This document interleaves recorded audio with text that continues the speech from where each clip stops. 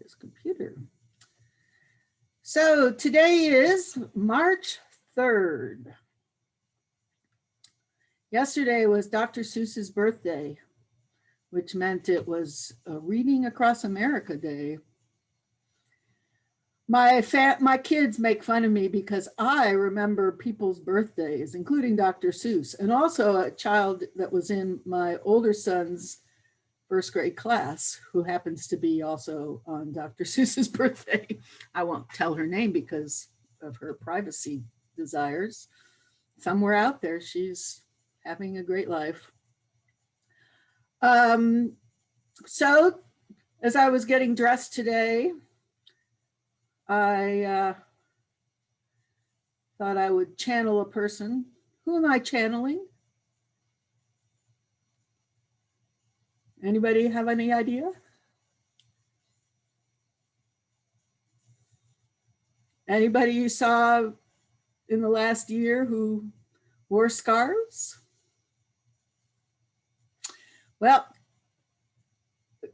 this explains, or this illustrates how rhetorical acts depend on the kairos and the audience and the particular situation. So I was channeling Deborah Birx, who was one of the Trump people who was in charge of the pandemic, and I was sort of obsessively watching those presentations that he did for a while. And she would be standing there and she always wore this lovely scarf, and not this one, but a lovely scarf. So if my audience had been watching those things too, they might have interpreted my rhetorical act of wearing a scarf in a certain way.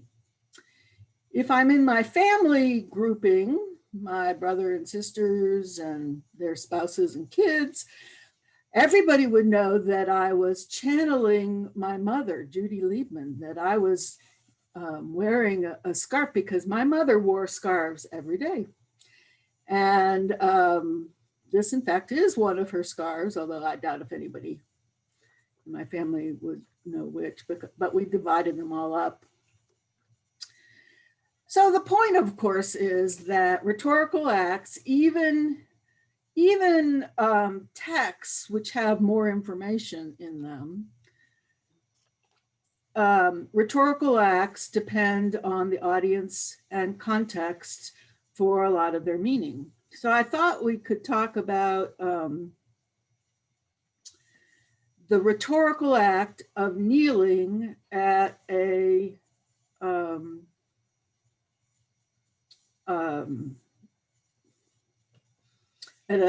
sport, at the singing of the anthem at a sports game. So let me start by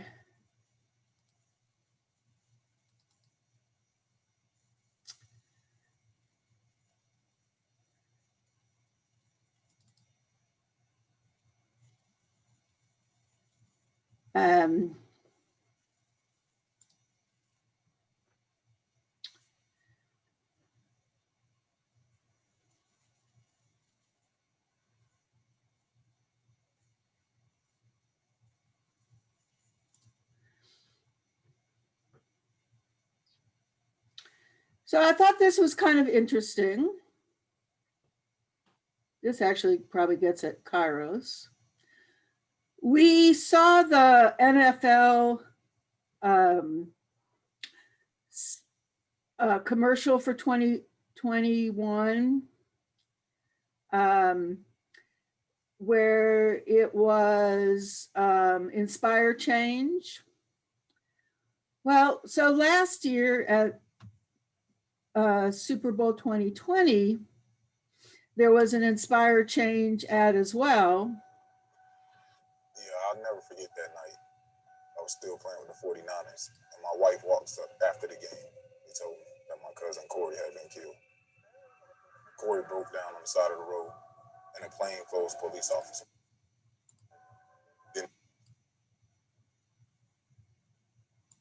I'm sorry, I was trying to make it louder.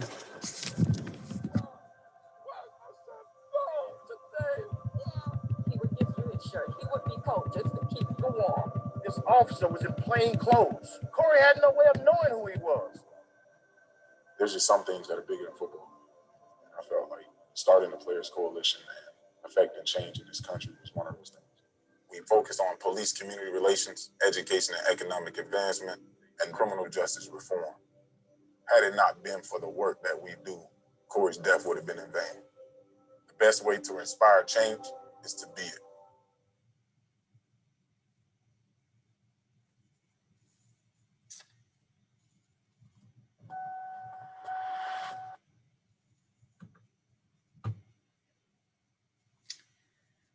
So I thought that was interesting because this Inspire Change campaign had started earlier. And so they had an ad in which they had a speaker from football, this Antoine something or other, using ethos of a famous football player who presumably, if you were watching the football game, you know, but also they explained it underneath. They used him to talk about their campaign and how to try to work for things. What was different between that ad and the one from the most recent one from 2021? What was not in that ad, I guess is what I should say.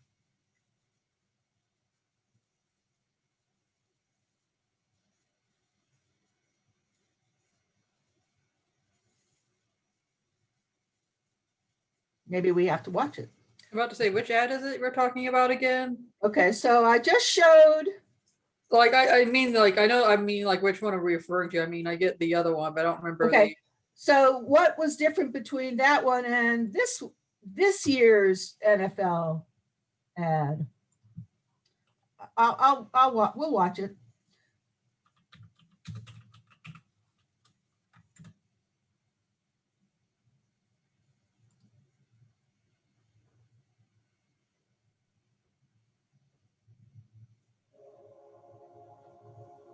Football is a microcosm of America. Oh, that one.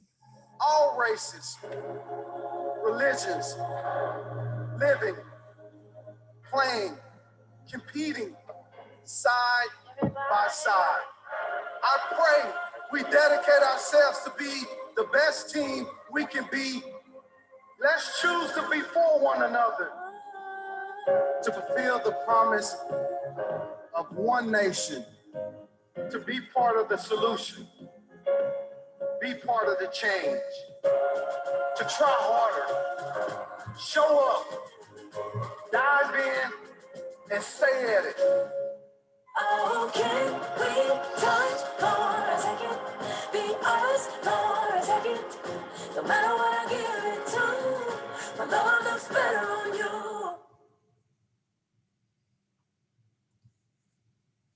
So what's different? Everything, but Oh, definitely the tone of it. The first one actually started out giving you a reason on why this needed to get in the picked. first round. Chris Redmond was I'm picked. sorry, whoops. In the third round, Giovanni Carmazzi was picked. In the third round, I think T. Martin was picked in the fifth round. Spurgeon Wynn was picked. There was one other guy, small school guy. Sorry.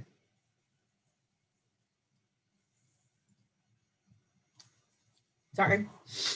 I always forget that it keeps playing on YouTube. The tone was different. It actually had a personal story on why it was important to start this. I mean, there was already reason, but it was, you know, even saying that that guy's death would have been in vain if they didn't try to do something at least. Like, 'cause it's one thing to kneel all the time for something, but unless you go out and actively try to make a change, like an actual change and do something, I mean, Yeah, you're bringing attention to the cause, but you're not really being proactive. I don't know. That's just my opinion. So last year's, the 2021, which was in sometime in February 2020, right before the pandemic started, or before we were really paying attention to it in the United States, there was a focus on action and, you know, this one individual player who started this justice, I can't remember exactly the name it was, but he started a particular foundation that's actually supporting people. This year's one does not seem to focus as much on action. What else happens in this year's one? The music's different. The music's different. How would you describe the music? And then this year it was more upbeat and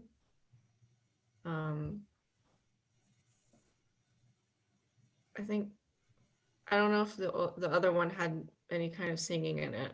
So yeah, you didn't really notice it, but this one, would you say it's upbeat? How would you actually see the coaches on the line with their players, so, you know, arms length, like they are actually going to all stand together. Okay. You see that they're actually actively trying. And I think there was some of that footage was the same, showing them interacting with other local groups. So right towards the end where they Yeah. start talking about the NFL's whatever it is that it's doing. What else? Is there kneeling in the first one? Is there kneeling in the anthem? No, there's no kneeling. Is there the list of all these people who have been shot and killed? no, it's just focusing on the one guy. Right. So first of all, it's a perfect example of Kairos. I mean, the ad from 2021 covers what happened in this last year. And so, you know, it's fitting for this last year. But also, we have a change at the NFL.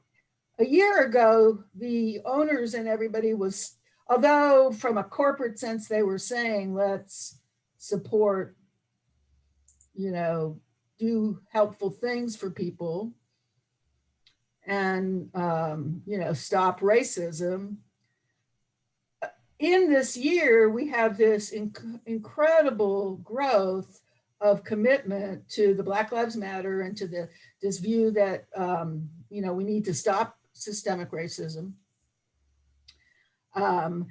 where all the players, as we've talked about, all the players are now following on the bandwagon, to put it in a sort of cynical way, or joining the momentum in a more positive way of you know, speaking out about this. And they're not literally speaking out, they are kneeling. So the kneeling becomes a rhetorical act. Of course, well, what does the rhetorical act of kneeling mean? This is a definitional question. You think of it from the stasis things.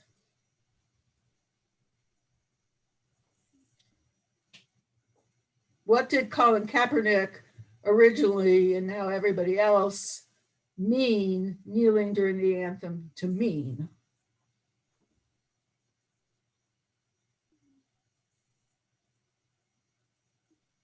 Sign of protest, maybe? Okay, so can you frame that as an actual claim? No. Well, we protest against. Oh, People police of color brutality, maybe? being oppressed. Yeah, what did you say? Police brutality, maybe? Protest against police brutality. Jay, what were you going to say? Well, people of color are being oppressed, just generally speaking. So we protest against racism in general, right? So that's what Colin Kaepernick and those who then did it after him meant by his rhetorical act, the logos of his act. How did the general public, the owners, President Trump, how did they define his act?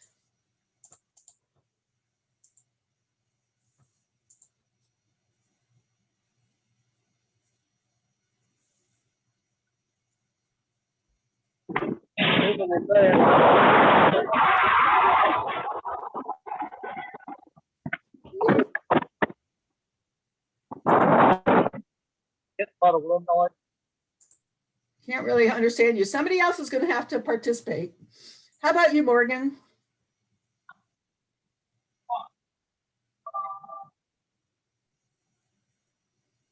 No?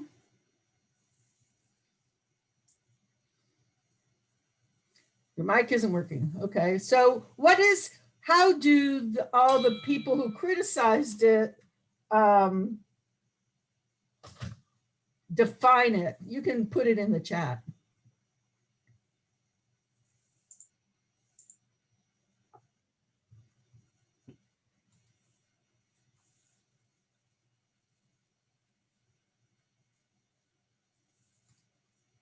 Aaliyah, you wanna?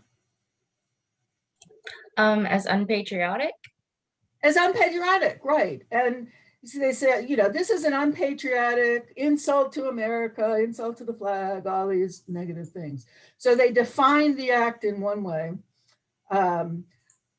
In response to that, what did Colin Kaepernick and these other people say in terms of the definition? They said, no, it's not unpatriotic, it's patriotic.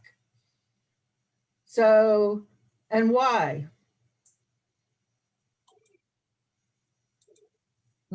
They're saying it's not America's values. And those who support it are saying we define it the opposite, as consistent with American values. Specifically what?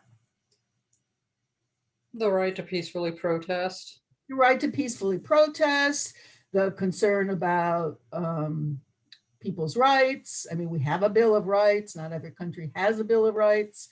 The First Amendment right. Being able to criticize your government without fear of actual reprisal. Right, which is, it's a valuable thing to have. So again, the thing about rhetoric is that it depends on the audience and people interpreting what's going on. And sometimes you run into these problems where the audience and the speaker in the largest sense, the rhetor, are not sharing enough information. And so they get at cross purposes. I was extremely interested in getting this article the other day.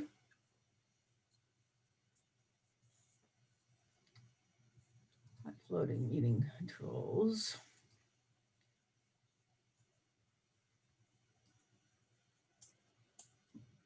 They just really screwed up the Microsoft interface. It's hard to get things.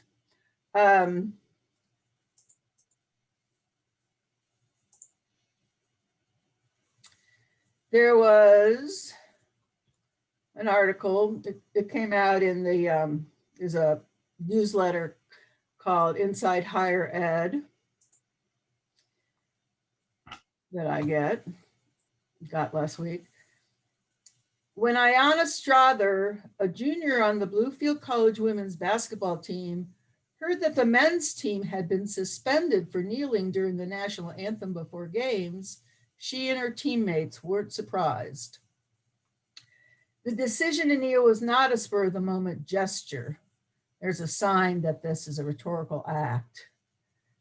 Like college and professional athletes of color across the country who have done the same thing, The mostly Black men's team wanted to make their presence felt and raise public awareness about police brutality against people of color and racial injustice in society at large.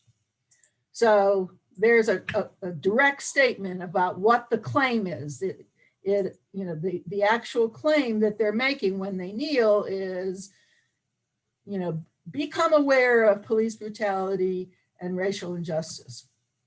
And Strother, who has been participating in other protest actions led by the college athletes, including non-Black athletes. The athletes were also trying to make a larger point about diversity and inclusion on a campus. So they were making not just this general point that you could make across America, but a specific point about Bluefield College, which I've never heard of, and I'm not sure where it is. But they wanted to make the point that the majority of the members of sports teams are not as well represented within the larger student body. Black people also make up a small fraction of faculty and professional staff members and are rare in the ranks of administrators, all at Bluefield College. The college's Office of Public Affairs said in an email that 21% of faculty members and 15% of staff members are ethnically diverse without providing a breakdown of races and ethnicities represented. So there's a little argument here. So the athletes are trying to make a point that they're not represented.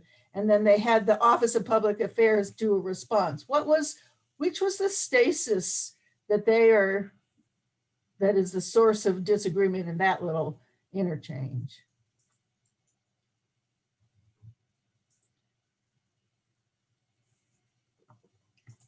The athletes say they're not well represented, and the college's Office of Public Affairs says that 21% of faculty members and 15% of staff members are ethnically diverse.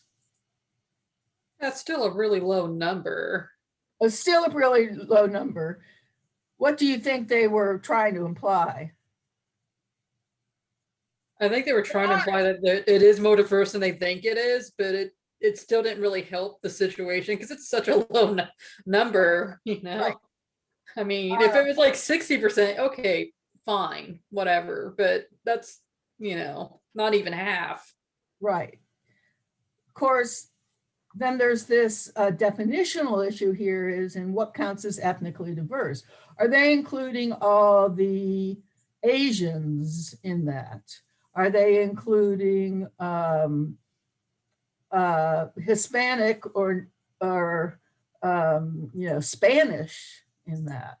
Are they include, what does that actually include? But so they're implying an argument of fact, right?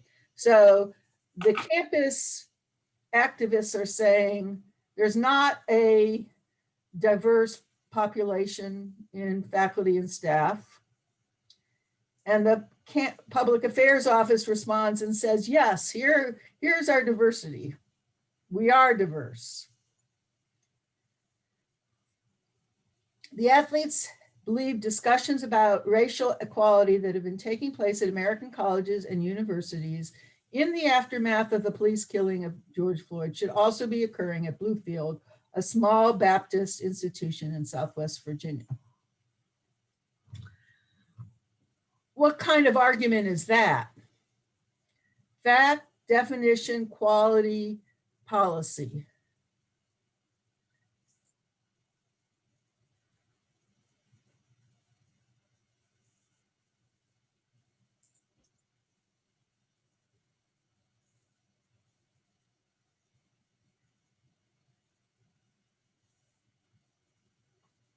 Is that an argument about fact?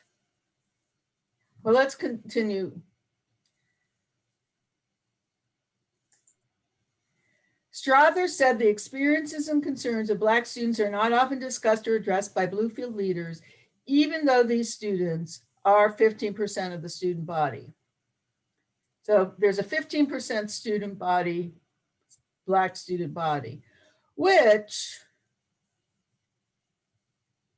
if these numbers were held, so they're saying faculty and staff should be at least the same as the student body.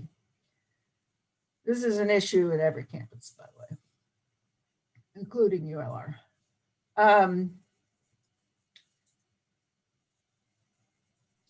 Even though these students are 15% of the student body, the rest of the students are 59% white, 6% Hispanic or Latino, according to fall 2019 data from the National Center of Education Statistics, and 13% of enrolled students were categorized as race, ethnicity unknown. So just as a side, every institution has to report to the National Center of Educational Statistics every year on everything, all the demographics, but also how many students are in each class, you know, how many graduate in 6 years. We're supposed to graduate everybody in 6 years, et cetera. The entire men's basketball game was issued a 1-game suspension on February 11th for kneeling before multiple games, ESPN reported. The team was forced to forfeit the game because players violated a directive from the college president to either stay in the locker room or stand during the anthem. Olive and the players have since been engaged in conversations about the intentions behind kneeling. So they're trying to, you know, make sure that there's a common definition, and their experiences as Black students, according to a February 11th letter he wrote to the campus. Olive also vowed to have more forums and meaningful discussions about racism with the campus after Floyd's murder. So to go back to my question about what kind of argument are the students making, they're trying to make ultimately a policy thing that we need to have more discussions.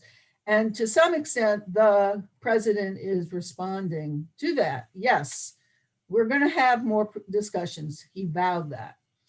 But Stanley Christian, a senior on the men's basketball team, told ESPN immediately after the suspensions that meetings with Olive were like we were talking to a wall, and that he is limiting players' free speech rights and using their status as athletes representing Bluefield to justify the discussion. So he's agreeing to have more discussion, but he's still forbidding them from kneeling. Olive explained that kneeling was politically divisive and would be viewed negatively by alums, friends, and donors of the college, his February 11th letter said. So here we have an explicit explanation that is in terms of audience.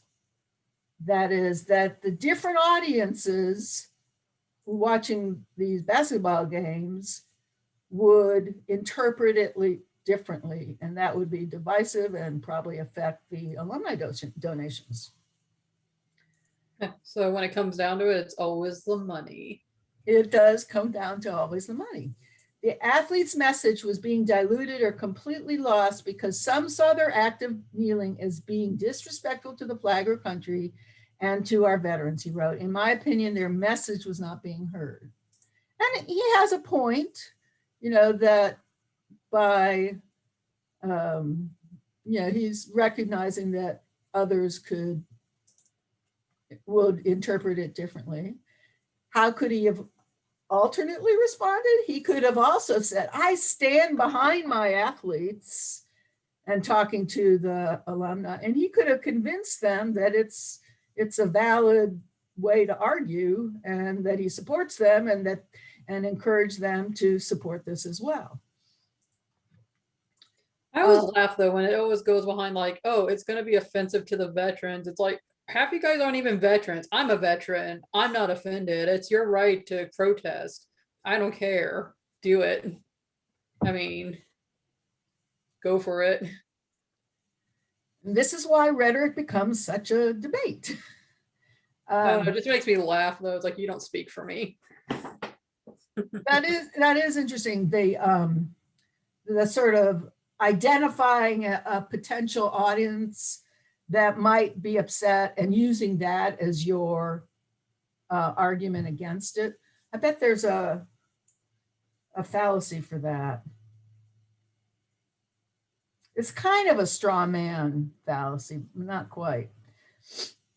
The straw man fallacy is to is in a way, it's a straw man fallacy or straw person fallacy.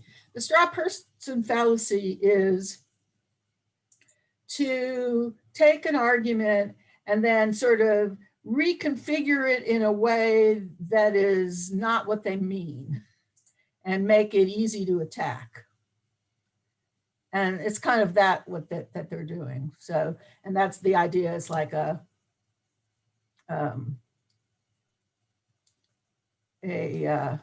piece of straw blowing in the wind. And so you,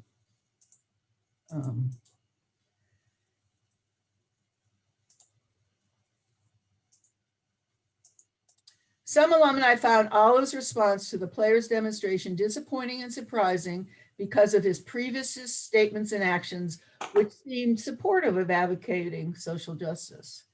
So you really see that he is probably stuck between his sense of, he probably has some big donor who's got his ear that's, but again, the point here is not whether you agree or disagree with him, but trying to understand what the source of the argument is.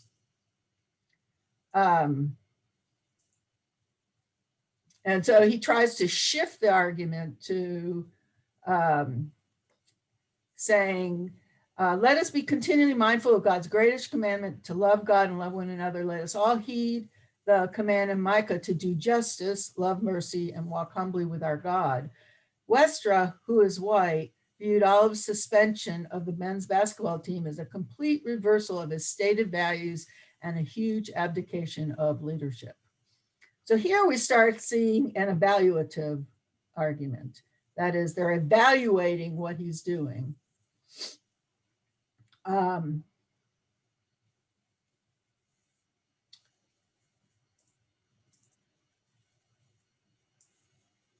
Let's see.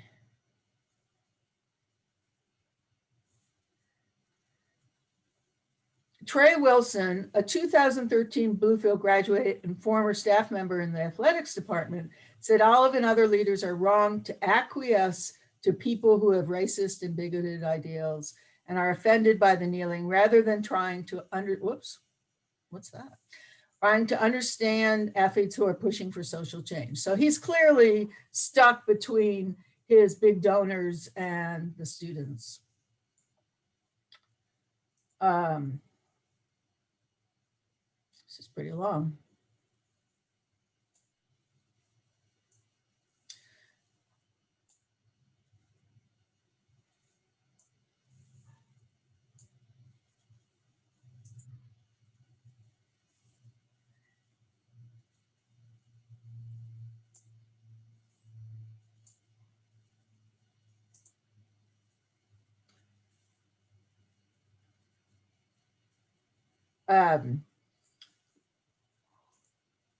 So the official statement is that they're working for justice.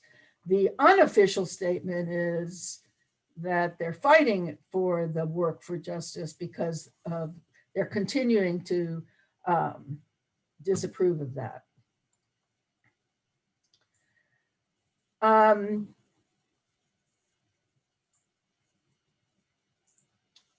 So we saw in the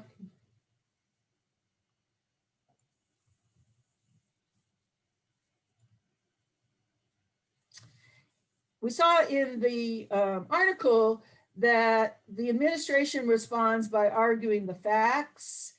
They argue the definition of it, although it's more that they don't themselves argue the definition, but they say other people may argue the definition and see it as offensive and disrespectful of America.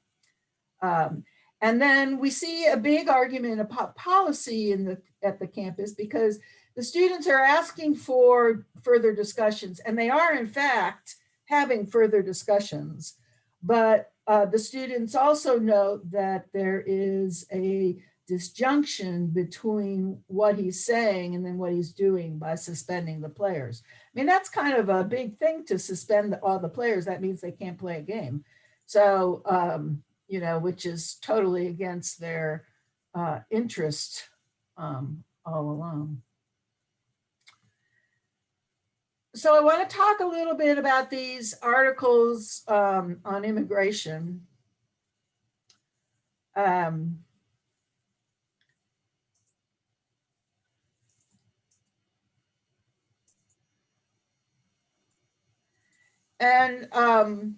You know, be sure that you take a look in the discussion.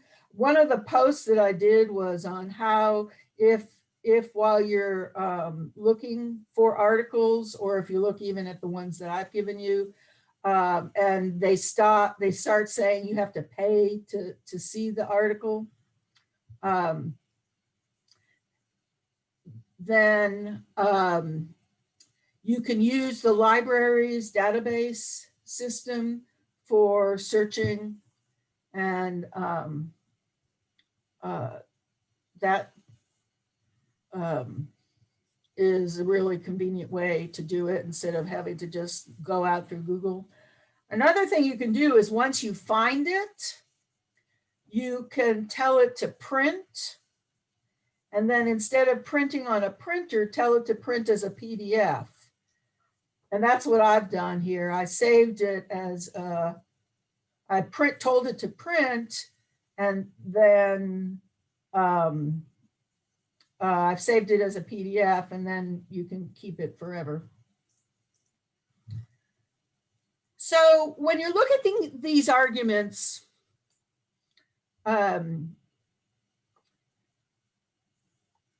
should pay attention at all the steps along the way, but you should also pay attention to the argument as a whole. And since this is the first time I've been doing discussions in this class, I want to emphasize how I use discussions. So what I do is I try to make the discussion in Blackboard like a discussion would be in a class where I'm actually there and somebody says something and I might say, yeah, that's a good idea, but what about X? And or I say, oh, it looks like so-and-so is disagreeing with so-and-so, you know, can we look at that? What that means is that I assume that you will go back and look at discussions as they go on. And I know this is not always the way other people set up discussions, where it's sometimes enough to just go in and post and then respond to a couple students, and then, you know, you're done. But I really do try to make it an interaction between you and other students, and also between you and me. And we're talking about such new and complicated ideas. It is not surprising to me if I need to, you know, say, well, let's think about that more, And so I encourage everybody, and I'm speaking to the people who are not, who have to watch the recording, be sure you go in and look and see if people, including me, are responding to you, and just keep going. So that's kind of what I'm trying for. It is difficult on Blackboard, but it is what I am going for. So how do you figure out what the stasis is in an article like this? In a new term, Trump would further seal the gates of a fortress America. So that statement is a statement of fact or conjecture. It's saying, yeah, I think this is what's going to happen next time. Trump would continue to do X.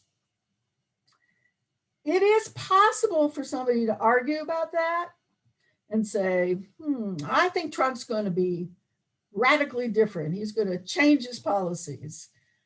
But it's unlikely. I mean, I'm pretty sure that very few people would say that Trump, that the focus of this comment is really on the fact of it.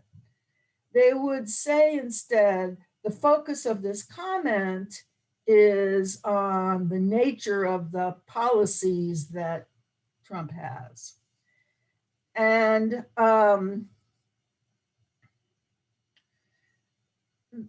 you could interpret this as a definitional argument, or you could interpret this as a evaluative argument.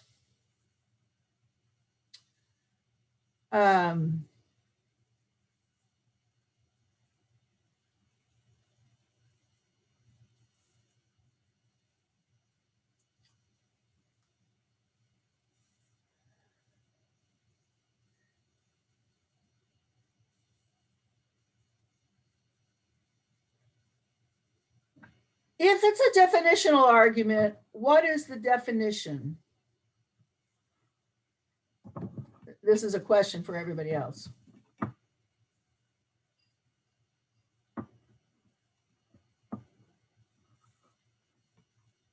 There's a definition actually even in the title.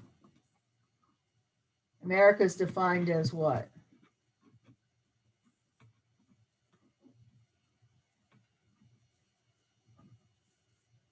A fortress? As a fortress. What would be the opposite of America being defined as a fortress?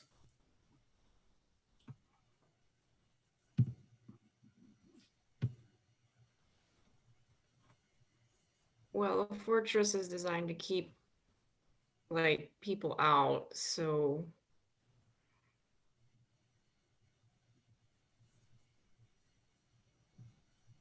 I don't know So, what. So like well, a let's jail? just stick on that. So what are the criteria of a fortress? It's designed to keep people out. It's designed to It's a stronghold. be a It's stronghold, be protective. And so definitely we could describe all of Trump's policies, define it as this fortress policies. Instead of a fortress, how do you think these people writing this editorial would like to define America?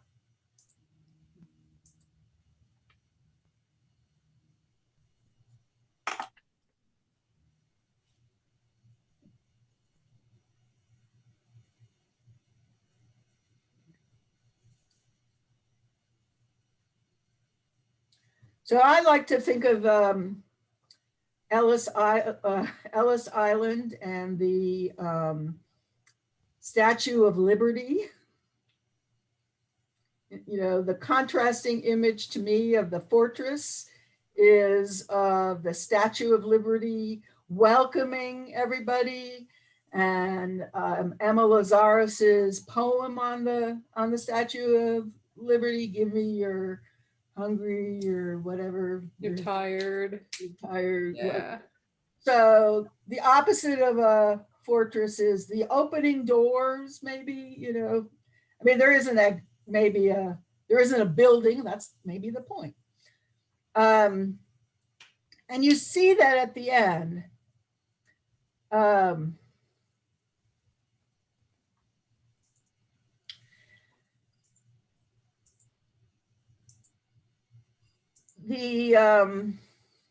Let's see, where is Beacon, that's it. The thrust of his nativist vision has taken root in hundreds of rule changes and policy shifts that have slammed shut America's doors. The process, he has stunted the nation's traditional role as a beacon to people seeking refuge from tyranny and a pathway to success through hard work. Beacon. So on the one hand, we define America as a fortress, and what they're saying is all of Trump's policies have been fortress-like, you know, closing things off. And on the other hand, we could define America as a beacon of hope.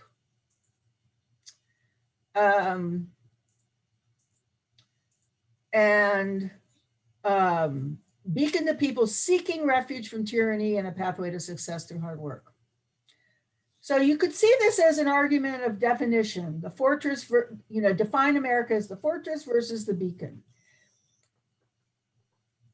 Is it just definitional though? Is it obvious which this rhetoric supports? I guess it's an editorial from the Washington Post, which means it's the editorial page itself of the Washington Post that is the rhetoric. So is it obvious which of these definitions they prefer?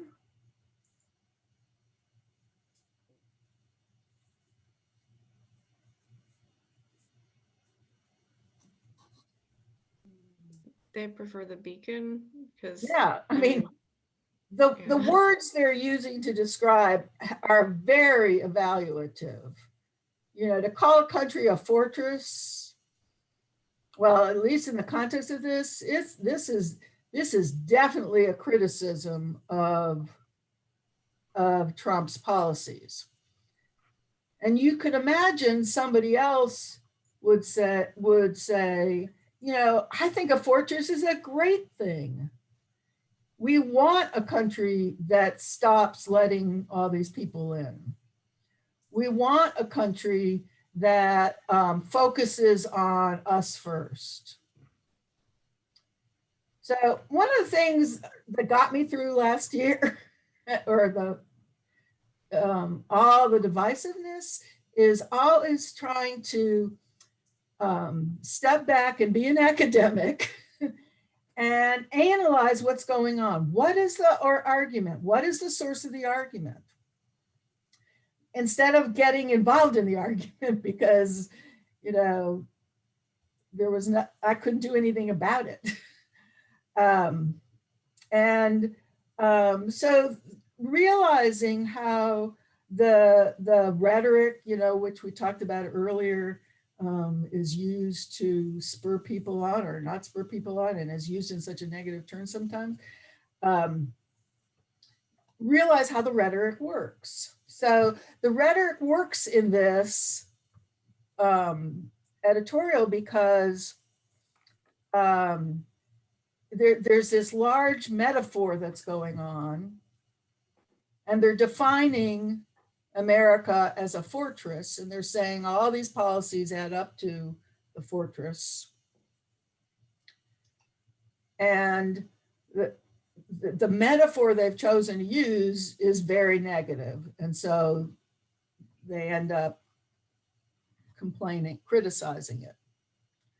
And I think the overall argument here is an argument of evaluation or equality, but I definitely think you could call it an argument of definition because of their metaphoric use of language.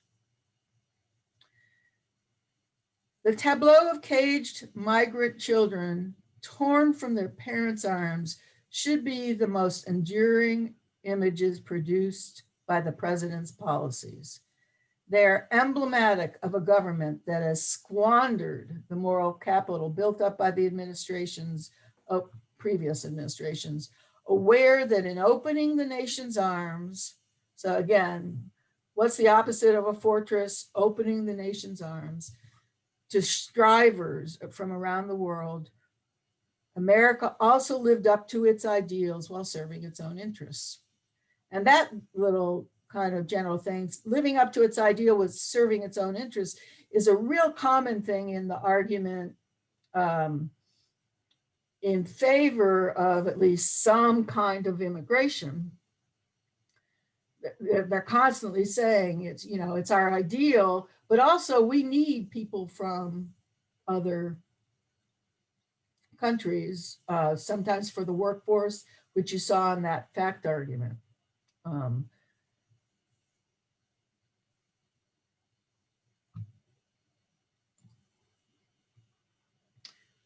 Another argument that does that make some sense? Do you guys see what I'm saying?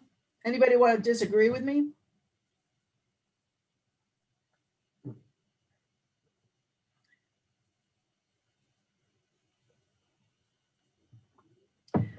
So what is the role of facts in that argument?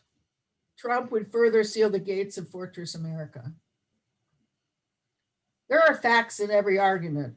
Micah, were you saying that in your small town, the editorials seem to ignore facts? Is that what you said in the post? Yeah, it was almost like they would pull them from, I don't even know where that was, left field completely. I mean, some of them actually did have facts and they would back up the information with actual facts, and they give you like a little like thing telling you like, oh, this is where I found this, you know, they quote it and everything. But there were sometimes you get these opinion pieces that were just all opinion, no actual fact to back up said opinion.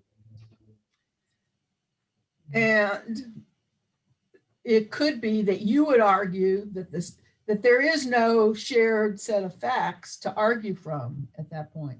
So to think back to just what stasis idea is, you have to have some kind of point of agreement to even begin arguing. And so the idea of stasis theory is to kind of figure out what's the point where you can start arguing. You know, are you debating the facts?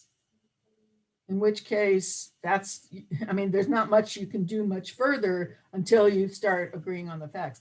And that is actually, that was kind of Trump's whole strategy all throughout his presidency is he would, you couldn't argue policy with him because he would debate the facts. And so you can't get any further. You couldn't get any further with a debate with Trump because you were forced into a debate over the facts. It was interesting. I was teaching this last semester right at the same time as the debate between Trump and Biden, and or one of the debates. And the whole, you know, I don't know if you remember that first one, which was pretty dramatic, which was the one where. If you want to call that a debate, that was just two people yelling at each other the whole time. Well, and the way he did, I mean, what happened is he was asked, they were asked something on policy, and he would make some statement that wasn't true, and Biden would be forced to debate the fact rather than talk about a policy and what to do about something. And then, you know, it got really bad where he totally waylaid the conversation by saying, and what about your son? And, you know, and he's done all this. So in any case, it really is a perfect example. Watching that was a perfect example of how you have to have some shared facts before you can move forward. This happens a lot of times in my debates with my husband. My husband will say something and I'll say, where did you hear that? And then I'll go pick up my phone and start Googling around, and I'll find the, you know, what I feel are more reliable facts. So now he doesn't argue with me. But a perfect example of that is and not just with my husband, but when we had the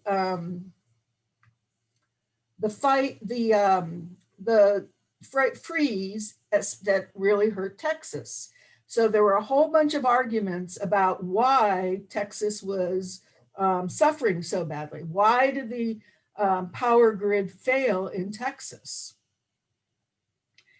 And that all those are cause and effect or conjectural or fact definitions. So the question, there are a whole bunch of competing arguments. One argument that was put out was that it's because Texas relied too much on green energy, windmills and um, solar. And so that caused the power grid to fail. Another argument was the opposite, that Texas didn't rely on enough green energy. They were too reliant on coal plants. And those coal plants couldn't function in the cold. And so that's why they ended up, why the power grid failed. Another argument was that Texas has its own power grid and doesn't share across the grid, and therefore they had no regulations, and that caused the power grid to fail. So it turns out actually that all of those things came into play, that the green forms of energy failed because they hadn't invested in things to protect the windmills or the solar panels in a incredible cold. But the power plants also failed. The power, the coal and gas fueled power plants also failed, again, because they hadn't invested in the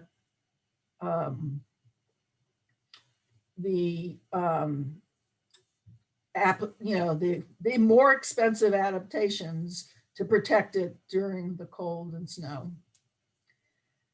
And I think an argument might be made that ultimately the third problem, the lack of regulations, well, then the third problem, that they're their own and so they didn't borrow and share. This is why Arkansas was fine, is, we can borrow and share across state lines because that's how we're set up. And so that's what we did. We could borrow from places further north that had better cold adaptations and still had power. And so we functioned okay. The only problems with power that we had those to do with more the ice that actually stopped it. But man, did Entergy get passive aggressive with those social media posts when they wanted us to cut down on power usage. It was kind of funny. You could tell they were just done with everyone at that point. So I don't participate in social media anymore. Actually, I stopped in 2016 because the whole thing just makes me so angry. Number one. And number two, I'm afraid of all this spying that Russia's doing, and the artificial things that were posted to incite people's points of view. So as an aside, I don't participate in this, but I do read lots of newspapers. So I guess part of this is how old-fashioned I am. But so the third thing is that there was, they're stuck in their themselves. But the fourth thing is, I think, is what turns out to be the real reason, which is that there's no regulations. They are entirely built on a market-driven approach. And the theory was that the power companies would invest in what they needed to keep their power going because they needed to make the money. And they forgot, of course, that, it's a totally rational risk benefit analysis that a company does to say, okay, how likely is it we're going to have 0-degree weather in San Antonio, Texas? So they'll say it's really unlikely. So we're not going to invest the multi-million dollars in making sure the power grid is strong enough to survive 0-degree weather in San Antonio, Texas, or even across, in El Paso, near where all the oil fields are. Well, this is the same also big group of government officials who don't think climate change is a real thing. and just assume that it's never going to happen, like the sporadic weather like we've been having lately and everything?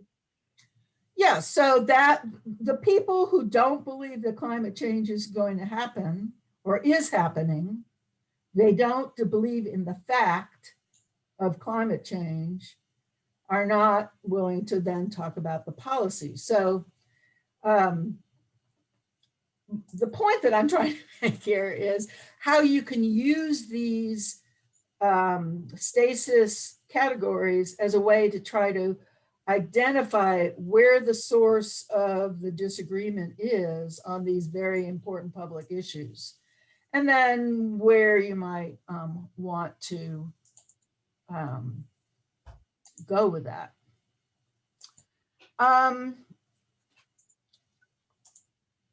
Okay. So we won't talk about the next one. Just keep working on that. Go back and see my comments.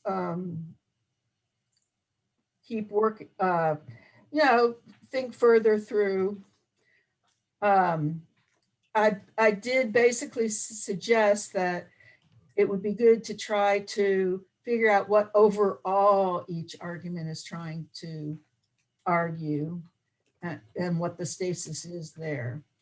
And it is, and a lot of you are doing a really good job of sort of this step-by-step thing, like they're setting up this, here's a discussion of facts, here's a discussion over definitions, here's a discussion, and the question is, what overall are they trying to do as well? And so then this next step of the exercise is to go out and find an editorial. Anybody tried finding an editorial? Or you could do it in, opinions that you find in social media as well. Whatever kinds of things that you are interested in and you like to read and watch, etc. Share that and try to talk about the stasis that they're doing, and try to focus on what's the overall thing that they're trying to claim, and sort of what's the source of the disagreement, at least in that little piece.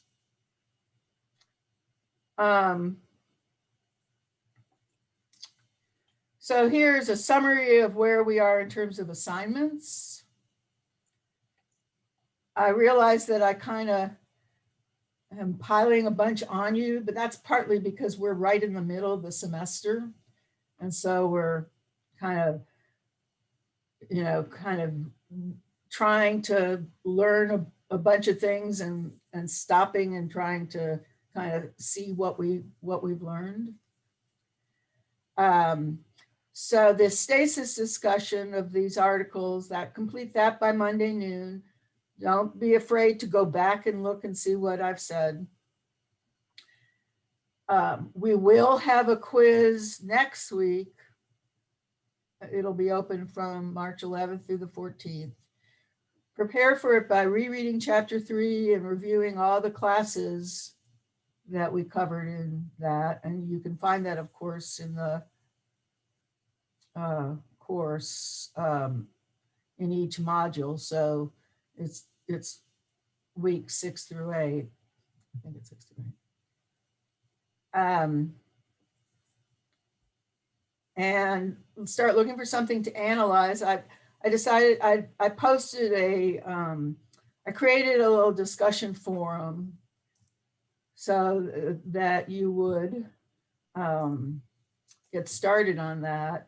And the purpose of that discussion forum is to just start talking about what you'd like to analyze. And you may be wondering, why analyze anything? I mean, what's the value of analyzing something? And I guess I'm not going to answer that question. I want you to think about why it's worth analyzing something. Analysis literally means pulling something apart. And I have had students who were writing students say, pulling things apart doesn't help me become a better writer.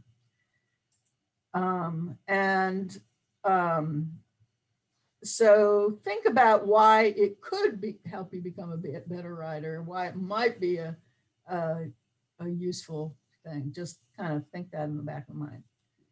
And then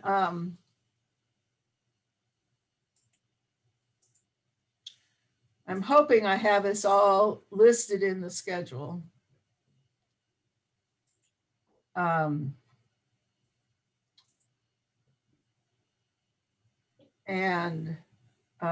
So here's the discussion, which we started this week and finished by Monday. So it's in this week's box.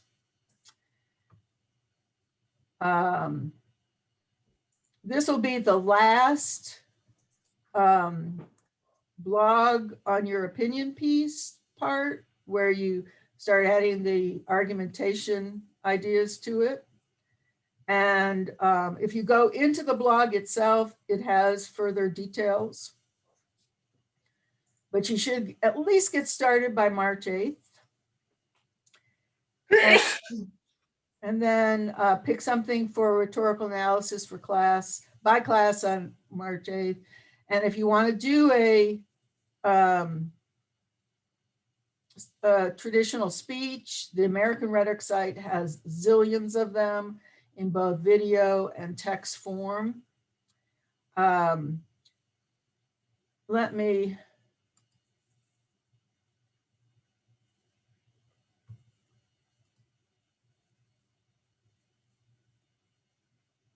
whoops.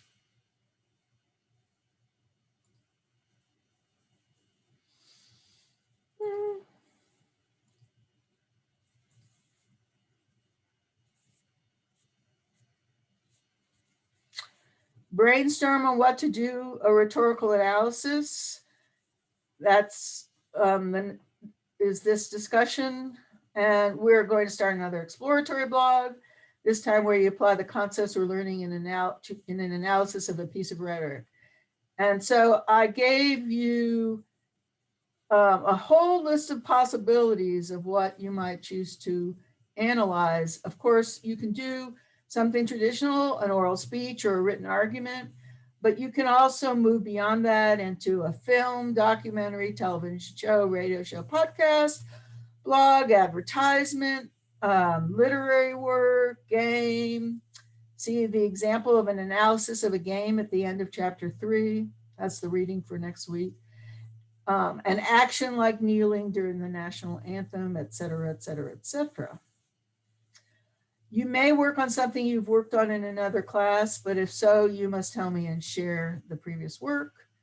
And then at the end of the semester, you will select either the opinion piece as it's been evolving or the analysis, and you will polish it, finish it, polish it for a grade. So I've been giving you grades for the blogs all along. They're kind of like, they're 15-point grades of, you know, what I would say for a weekly activity. But the finished polished one will be a full 100 points, I think is how it's said. Okay, so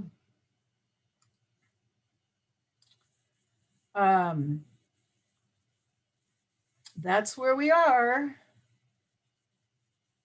Are there any questions?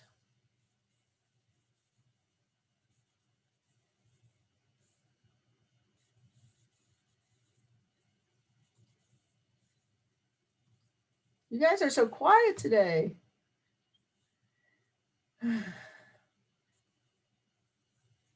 Where am I?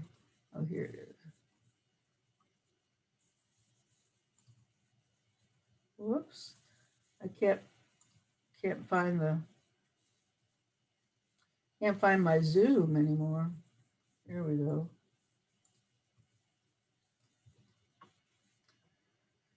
All right.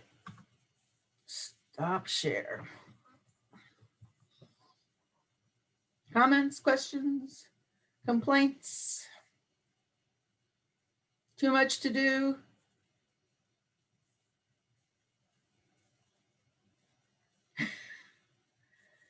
Do your It's best. that final rush. It's that final rush before spring break. Right. Well, see, this is the 7th week of the semester. We have a 15-week semester, including the exam week. So we are halfway through.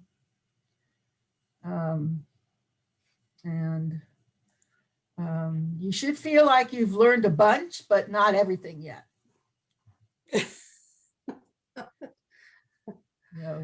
Are you bugging people with conversations about kairos and exigency and enthymeme?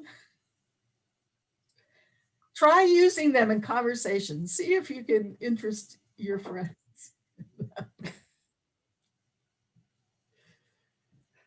And Morgan, I hope your microphone gets fixed. All right, if no questions or comments, then I will sign off. See you next week.